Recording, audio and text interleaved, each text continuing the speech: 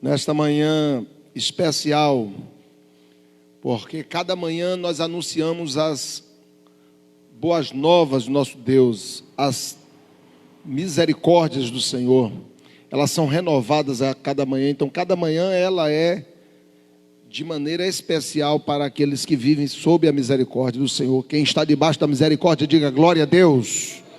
Quem está debaixo da misericórdia, diga aleluia.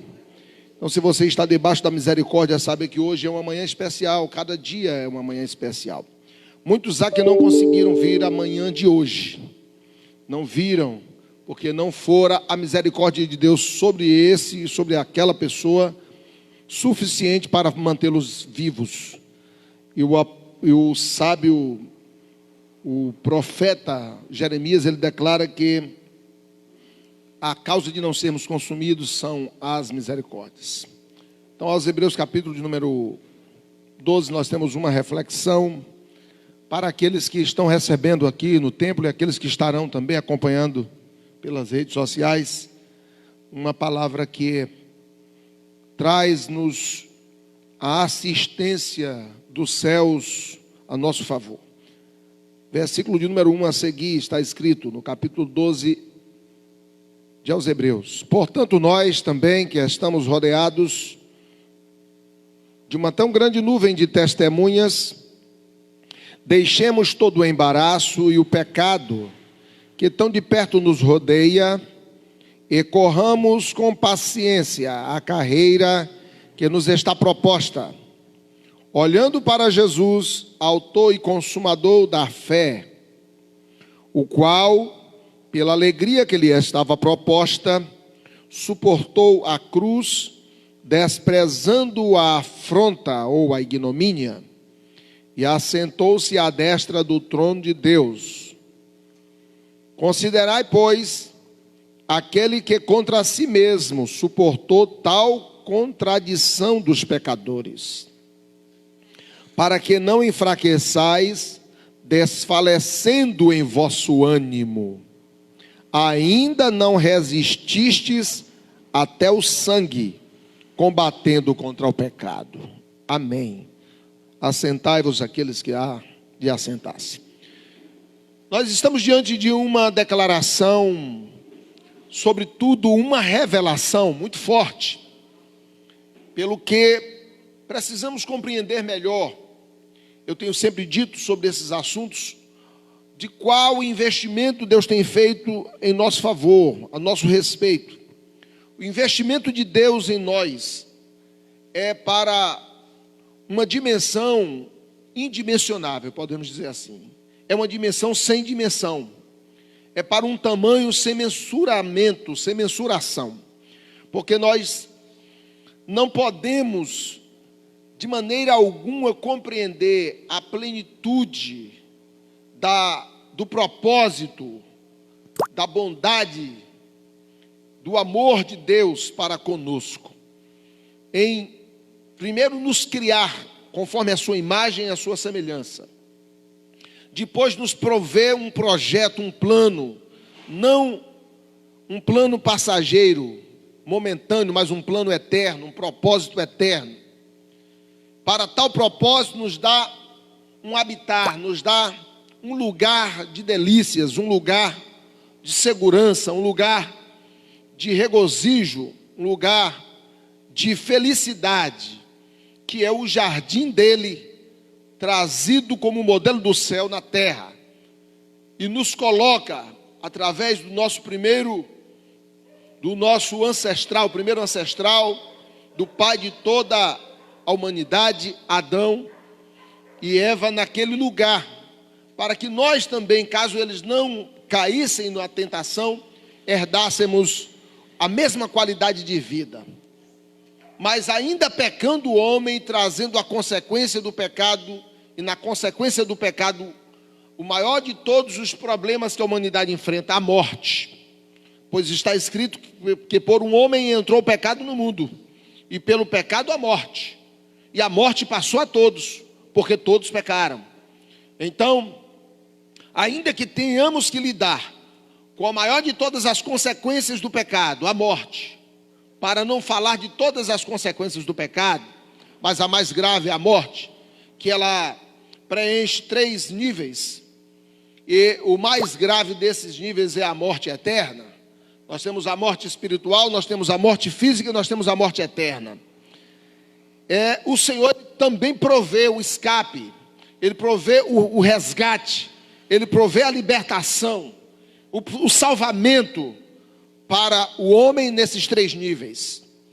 E não há uma outra forma de Ele prover esse salvamento, esse resgate, senão fazendo Ele um sacrifício através de seu próprio Filho, encarnando-o, verbalizando, trazendo o verbo à encarnação.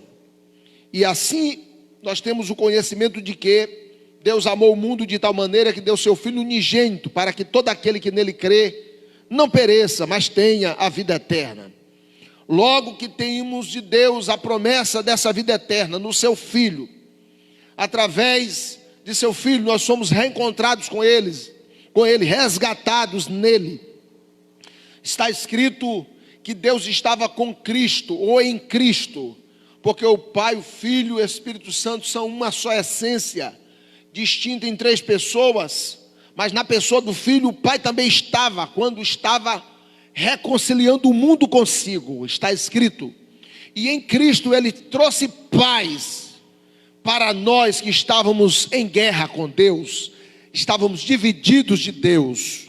Quando Ele cravou o escrito de dívida que constava contra nós, no patíbulo da cruz, do Calvário, e assim sentenciou o pecado na condenação, e não nós a condenação.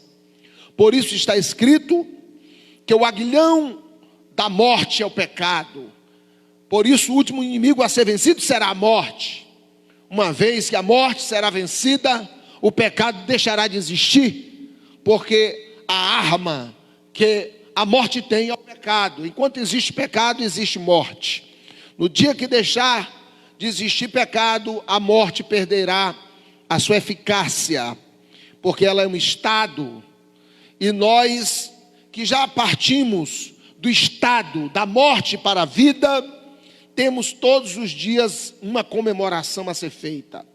E essa comemoração, na igreja odierna, ela é comemorada em alguns lugares mensalmente, como é o nosso caso.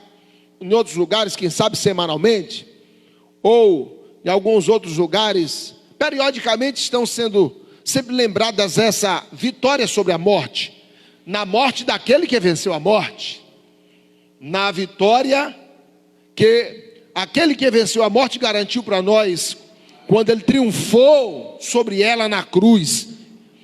E é por isso que nós recebemos uma determinação, não é um aconselhamento, é uma determinação. Deus, Ele impera, Ele é o Senhor, Ele é Rei, e Ele ordenou que celebrássemos a sua morte até que Ele viesse. Então nós celebramos a sua morte, não pela morte, mas pela vida que a morte dele trouxe a nós. Nós celebramos a sua morte, porque a sua morte nos trouxe vida, e vida abundante, vida eterna. Ele declarou, quando ele saiu do túmulo: é-me dado todo o poder nos céus e na terra, e eis que tenho as chaves da morte e do inferno. Glória a Deus, glória a Deus. Você pode glorificar ao Senhor, porque Ele venceu por nós, e é por isso que comemoramos. Só não comemora aquele ou aquela pessoa que ainda não tem certeza de que está resgatado por Ele, resgatada por Ele. Por isso o escritor aos Hebreus, ele traz-nos uma orientação, mas sobretudo uma revelação, como disse, muito forte.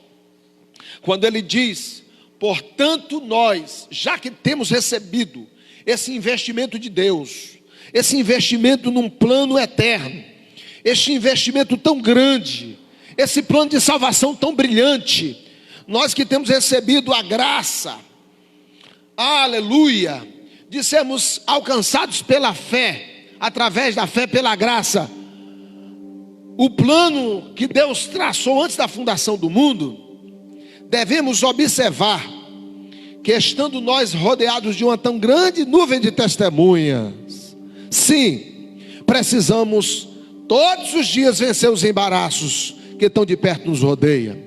Todos os dias vencer o pecado que tenazmente nos assedia.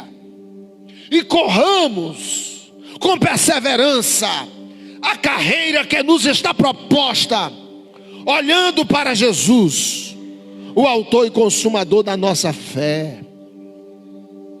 Porque o que ele descreve para um conselho a nosso favor.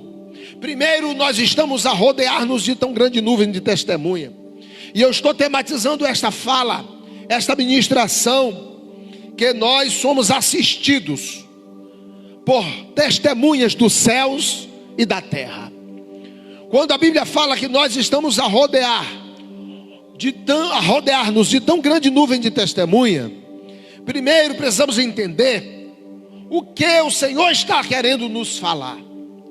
A Bíblia diz que é o mistério que a nós foi revelado, é um mistério tão alto que anjos anelam perscrutar. Ou seja, os anjos, embora tendo sido criados em uma maior condição quanto à sua natureza, foram criados muito superiores a nós quanto à sua natureza, mas não tem a promessa que nós que fomos feitos menores do que eles recebemos, de alcançarmos uma evolução, uma progressão na própria natureza, ainda que decaída, ao ponto de chegarmos, ultrapassarmos a eles e alcançarmos a natureza do próprio Deus Criador, porque está escrito, capítulo 1, versículo 4 de 2 Pedro, que até que todos alcancemos a natureza divina, alcançaremos um posicionamento superior a eles. Então esses mistérios, eles anelam perscrutar. Quando os anjos viram Jesus encarnado, que era o Senhor, a quem eles tributavam louvor lá nos céus, a quem eles tributavam honras lá no céu, a quem eles tributavam reconhecimento, poder e magnificência, devotavam a Ele, e agora eles o veem aqui na terra, na sua encarnação, sendo humilhado, como está escrito no capítulo 2 do escritor, o apóstolo Paulo aos Filipenses, quando ele diz no versículo 5 a seguir, que temos que ter em nós o sentimento que houve em Cristo Jesus, que subsistindo em forma de Deus, não considerou como usurpação ser igual a Deus, coisa que ele devia aferrar, um direito que ele tem, mas antes a si mesmo se esvaziou, saiu da sua condição de Deus, se esvaziou, assumindo a figura humana, e tomou a posição de servo, e sendo reconhecido como servo, que se fez servo do mais servo. É isso que está escrito, quando Jesus disse que ele não veio para ser servido, mas para servir. Ele sendo o Senhor, ele se fez servo do mais servo, do menor. E ele diz que no reino só poderão ser grandes aqueles que se fazem servos dos menores. E ele reconhecido em figura de servo, aleluia, ele se humilhou, sendo obediente até a morte. E não foi uma morte qualquer, porque morrer de coronavírus tem muita gente com medo aí, mas morre muito rápido. E o sofrimento não é comparado ao sofrimento da morte de cruz. Morrer de câncer pode ser um sofrimento, mas não é comparado ao sofrimento da morte de cruz. Morrer assassinado, metralhado numa rua, pode ser doloroso, mas não é comparado ao sofrimento da morte de cruz. Morrer de qualquer morte conhecida no tempo moderno pode ser sacrificioso, pode ser doloroso, mas não pode ser comparado ao sacrifício de uma morte de cruz, mesmo pelo modelo e tipo de morte. Mais do que isso, a dor da morte de cruz, para uma pessoa justa como o Senhor dos senhores e Rei dos reis, o Criador do universo, é muito mais grave, porque ele não merecia morrer, ele não poderia morrer pelo seu próprio merecimento, mas pesou sobre ele a morte de cruz, pelo que ele foi obediente até a morte, e morte de cruz.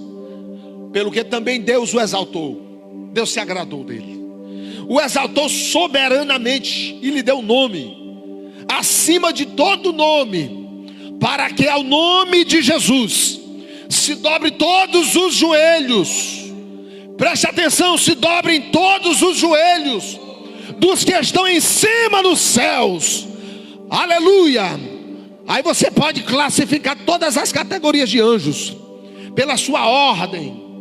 Todas as categorias de anjos você precisa contemplar, começando pelos arcanjos, querubins, serafins, os anjos mensageiros. Todas as categorias de anjos se dobrem nos céus.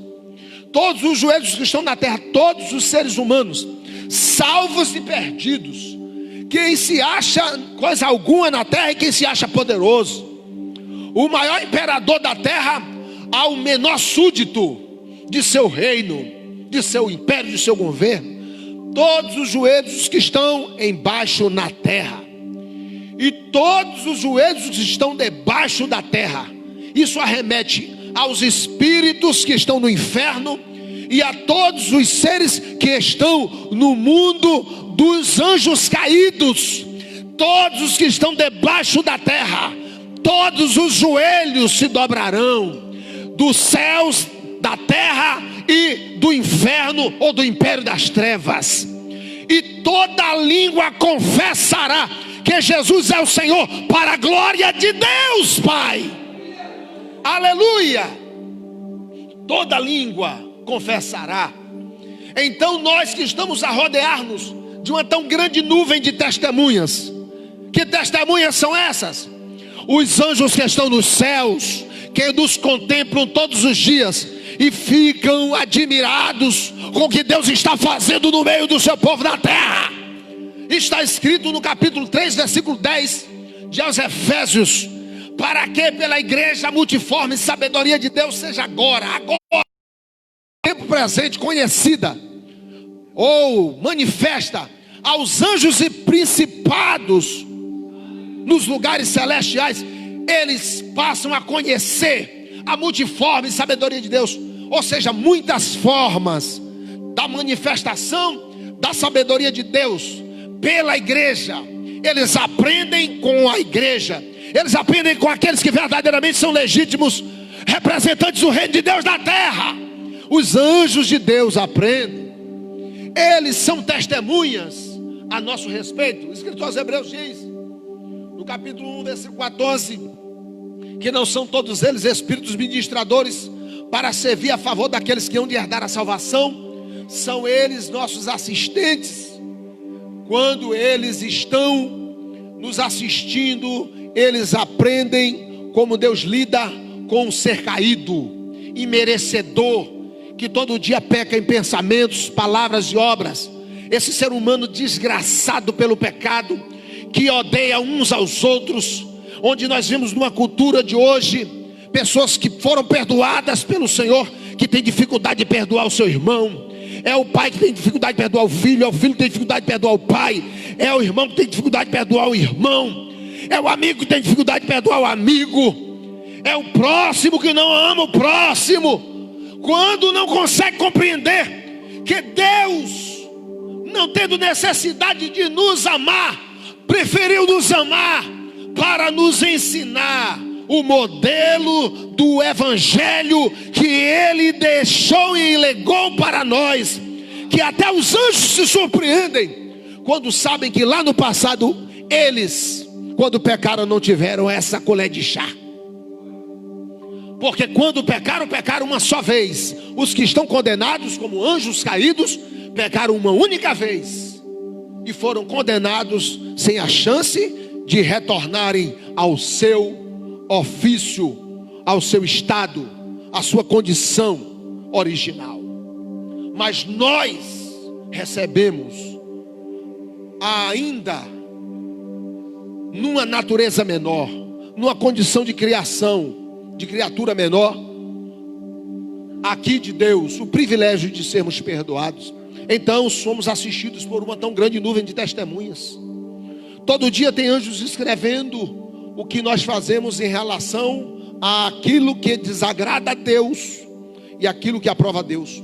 Mas também tem testemunhas do inferno que assistem-nos, que conhecem os segredos que são praticados. Existem pessoas que elas vivem um modelo de vida aparente, que pensam que vai ficar assim para sempre, se passando como servos, se passando como filhos de Deus, se passando como boas, mas que tem obras de filhos das trevas. Mas a Bíblia diz que haverá um dia que Deus há de julgar os pecados dos homens segundo o meu evangelho, diz o apóstolo Paulo, no qual o evangelho trará à luz as obras praticadas nas trevas. Aquilo que foi falado e dito em oculto vai ser um dia demonstrado. Por isso o escritor está dizendo, nós temos que ter atenção, porque nós estamos rodeados de grande nuvem de testemunha. Primeiro, as testemunhas dos céus. Segundo, as testemunhas que trabalham contra nós. Está escrito que de dia e de noite o acusador de nossos irmãos está diante de Deus dizendo: ela não merece, ele não merece. O Senhor vai dar a ele essa chance? O Senhor vai dar a ela essa chance? Satanás está de dia e de noite nos acusando. E qual a diferença de Satanás nos acusar e prevalecer ou não? Está em nós termos a consciência de quem somos diante de Deus, que nós não podemos jamais camuflar a nossa personalidade, o nosso caráter diante dele. Podemos camuflar diante de qualquer pessoa, menos diante dele. E por isso precisamos ser verdadeiros, sinceros, leais conosco mesmo, com a nossa própria consciência, não nos enganando a nós mesmos. O terceiro nível de testemunha são os próprios humanos, porque eles também testemunharão. Diante do trono haverá uma multidão de grandes e pequenos. Os grandes falam também dos seres criados acima de nós, e os pequenos falam dos homens. Mas também os grandes e pequenos contextualizam também aqueles que são grandes na terra e os que são pequenos na terra. Então vai ficar, ninguém escape, porque todos serão julgados. A única forma de não sermos julgados, diz aqui o apóstolo Paulo, se nós nos julgássemos a nós mesmos quando nós ceamos, não seríamos condenados com o mundo. E quando é que nós nos julgamos a nós mesmos em relação a ceia? É por causa da ceia? Tolice, falta de palavra de Deus na alma, é que leva o crente raso espiritualmente a achar que o seu julgamento depende da ceia. A ceia é um momento oportuno para você se julgar a você e saber que o sacrifício de Cristo foi por pecadores arrependidos, não por pecadores que não se arrependem. O significado está nisso, que Jesus morreu por todos os pecadores do mundo. Mas todos os pecadores do mundo vão para o céu? Não, porque eles não estão arrependidos, eles não mudam, eles nem acreditam que Jesus é o seu Salvador, e quando acreditam não praticam. Então o sacrifício de Jesus não vale nada, bolufas. O sacrifício de Cristo para aqueles que não acreditam. O sacrifício de Cristo só vale para aqueles que obedecem. Então, a oportunidade de celebrar a ceia, comemorando a morte do Senhor e lembrando o seu sacrifício, não é para eu deixar de ceiar, é para eu me arrepender e melhorar de vida. De uma ceia para outra eu tenho que ser mais crente. Cada ceia eu tenho que ser melhor. Cada dia que eu celebro a morte e ressurreição do Senhor, eu preciso ser melhor. Se eu tenho quase 30 anos de salvo, que o meu nome foi escrito no livro da vida, eu tenho que ser hoje no mínimo 30 mil vezes melhor do que quando foi no primeiro dia da minha fé. Não é o contrário, como muita gente é. Foi melhor crente no dia que aceitou Jesus, e vai passando os dias, vão ficando pior, vão ficando mais duros, vão ficando mais rebeldes, vão ficando mais resistentes ao Espírito Santo, vão ficando mais desobedientes, vão ficando mais frios, vão ficando mais desleixados, vão ficando mais apáticos e descompromissados com aquilo que Deus operou a seu favor. Mas eu quero concluir dizendo que nós somos assistidos por uma grande nuvem de testemunha dos céus, da terra e do inferno, com um propósito de nos fazer entender para qual direção devemos ir. E a direção está aqui proposta: corramos a carreira que nos está proposta olhando para Jesus. O que tem de gente que deixou de servir o Senhor porque está decepcionada? Eu estou decepcionado com a igreja, estou decepcionado com o pastor A, estou decepcionado com o irmão tá, estou decepcionado. E você, uma decepção também. Quantas pessoas estão decepcionadas com você? Você acha? Ou você acha que você não comete decepção? Qual é a pessoa que não comete e não promove decepção a alguém? Tem gente que promove decepção, o pai que promove decepção ao filho, o filho que promove decepção ao pai, o marido que dá decepção à mulher, a mulher que decepciona o marido. Por que há tantos casamentos destruídos? Porque alguém decepcionou um ao outro e não conseguiu nem não conseguiu nem ficar debaixo da mesma casa.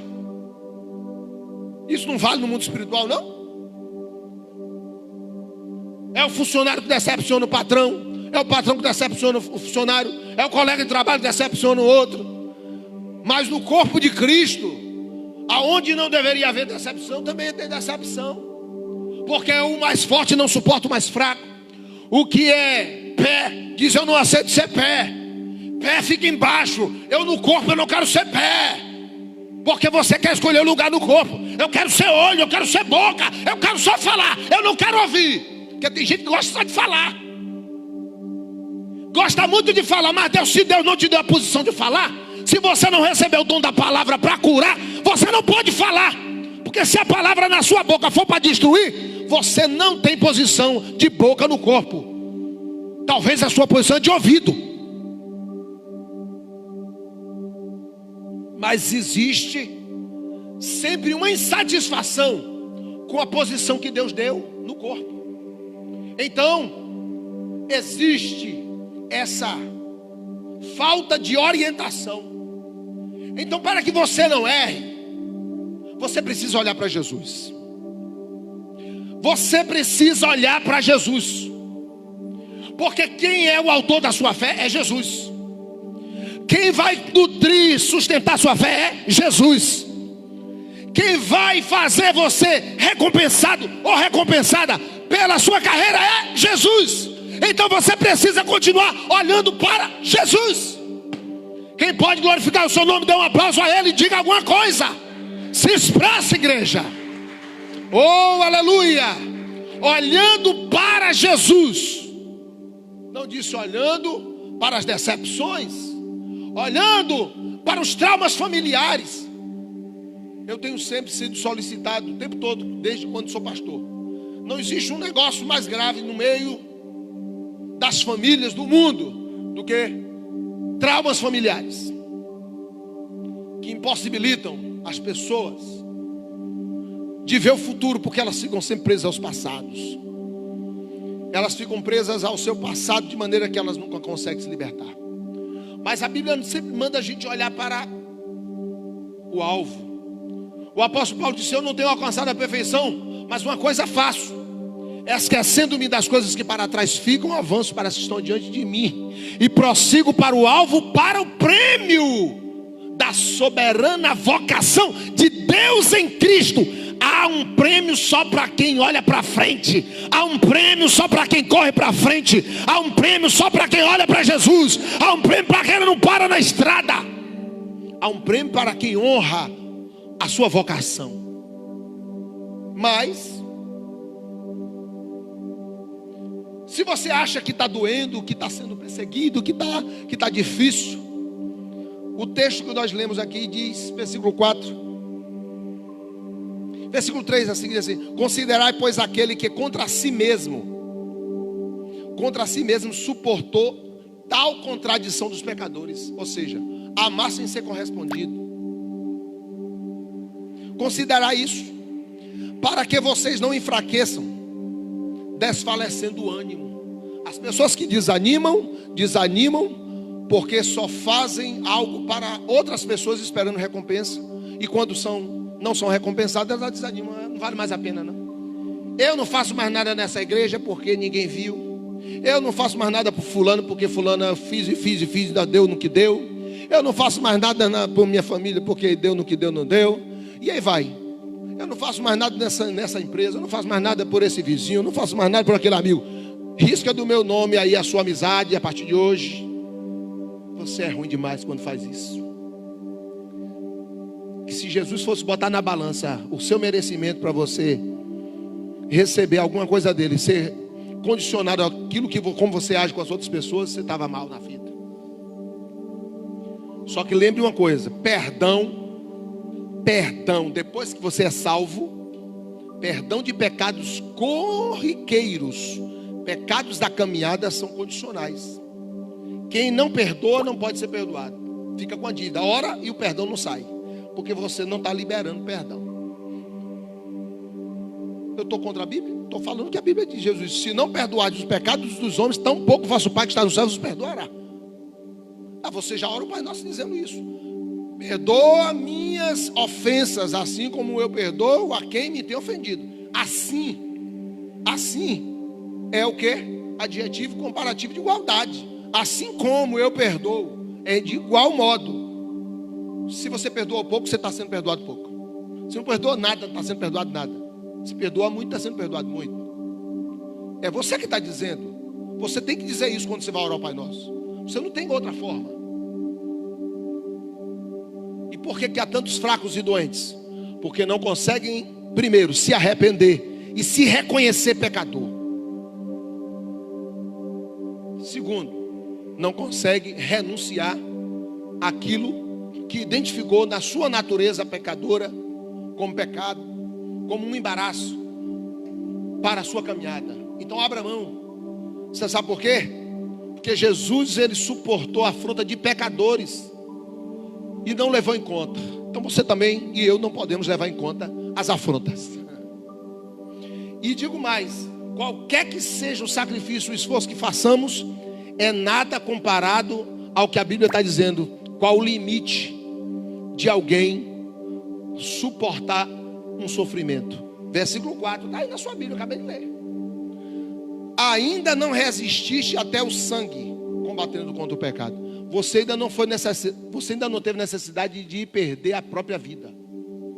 Enquanto você não perdeu a própria vida como Marte, nenhum sacrifício ainda é demasiado para continuar correndo a carreira. É isso que ele está dizendo. Você não resistiu até o sangue, até perder a vida. Quem te ameaçou de morte? Você tomou um tiro de quem? Quem te deu uma facada por causa do Evangelho? Você apanhou de quem? Não, por causa do Evangelho. Então, tudo isso está abaixo da condição de renúncia. Renúncia ao sacrifício. Mas você foi preparado e preparada por Deus para suportar até o derramamento do sangue, se for necessário. Porque é assim que nós seremos aprovados. Eu concluo dizendo o seguinte: nós que estamos a rodear-nos de uma tão grande nuvem de testemunha, somos assistidos por várias razões. Pelos anjos somos assistidos para sermos fortalecidos. Pelos anjos somos assistidos para sermos apresentados e representados diante do Senhor. Está lá o Rômulo, Pai. Hoje ele estava fraco, mas ele orou, ele gemeu, ele se arrependeu. Ele foi lá, teve uma pessoa que o esbofeteou, mas ele foi lá e disse: eu te amo, eu que sou errado, eu quero trazer aqui, Pai, a oferta de louvor dele. Contempla ele e responde os desejos do coração dele, Pai. Isso é assistência dos anjos a nosso favor. Mas quando o contrário, tem assistência dos demônios, e dizem: Deus, o Senhor vai ainda continuar sendo misericordioso com o Rômulo?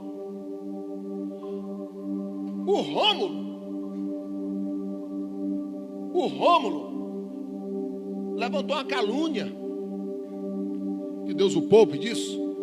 O Rômulo, ele sabe que a pessoa está morrendo por causa da fala dele, do que ele falou. E ele já foi advertido. Você já mandou até profeta falar com ele. O pastor já aconselhou ele. Mas ele continua protegido. O Senhor ainda não tocou na família dele, não tocou na saúde dele, não tocou no emprego, no negócio dele. Ele ainda tem comida. É assim que o diabo chega. Ele vai começar a pedir a Deus em relação a várias áreas da sua vida para ver qual é que vai colar. Lembra que foi assim com Jó? Ele vai começar por aquilo que você considera de maior importância. Se é o alimento, ele tira a comida dele, deixa ele passar fome, passar necessidade. Mas aí de repente aparece uma oração chegando lá: Deus tem misericórdia de Rômulo. Em vez de dizer assim: age na vida de Rômulo.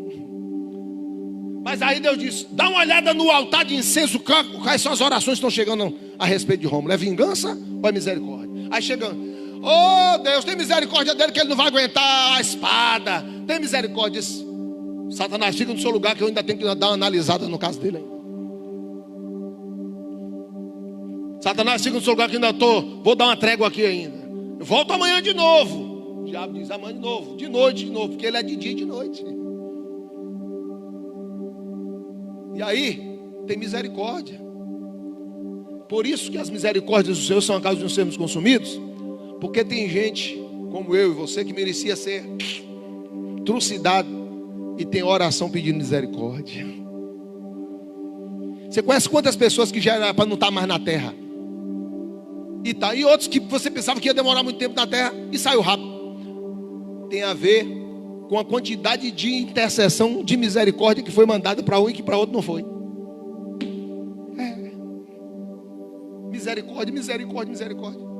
Misericórdia, Jesus, misericórdia, misericórdia, misericórdia. Quem confessa e deixa, alcança. Misericórdia. Quem confessa e deixa, alcança. Quem confessa e deixa, alcança misericórdia. Coloque a sua mão no seu coração e diga: Senhor Jesus, diga: eu sou um alvo da tua misericórdia. Eu quero os anjos trabalhando ao meu favor e não contra mim. Eu quero a língua dos homens trabalhando a meu favor e não contra mim. Eu quero, meu Deus, a minha família trabalhando a meu favor e não contra mim. Eu quero os sentimentos, os corações a meu favor e não contra mim. E se existem resistências contra mim, me dá a condição de amar e de, Senhor, vencer isso em favor daquele que porventura tem algo contra mim. Oh Espírito Santo, diga isso para ele. Espírito Santo, nesse dia que o Senhor sabe, mais do que nunca a tua volta está às portas, pelos acontecimentos deste mundo, meu Deus, aonde as pessoas estão aprisionadas no medo, no terror e sobretudo na displicência espiritual. É um campo, Senhor, propício para o som da última trombeta tocar. Mas nós queremos, meu Deus, forças para não decepcionar a nós mesmos em primeiro lugar. Não te decepcionar. Não decepcionar aqueles que em nós esperam alguma coisa de nós. Tenha misericórdia, Senhor. Continue tendo misericórdia. E hoje opera mais misericórdia a nosso favor e nos liberta, nos perdoa, nos abençoa, nos faça ver, Senhor. Aleluia. Ver o Senhor vencedor acima da cruz que venceste. Aleluia. E nos faça tomar também a nossa cruz e correr a carreira. Ajuda este filho, esta filha. Este filho, esta filha que está em seu lar, em sua casa, essa família. Esse que está, Senhor meu Deus, aqui no tabernáculo. Aquele que veio, meu Deus, para celebrar-te com alegria. Faça-o retornar absolvido de suas acusações. Libera a sua consciência, dá arrependimento e mudança de posicionamento. Encharca-o com o manto da tua graça, envolve. Em nome de Jesus, ó Pai. Assim nós oramos, assim nós cremos e profetizamos. Fica conosco em nome de Jesus. Amém. Amém. Alvo mais que a neve, alvo mais que a neve, sim, nesse sangue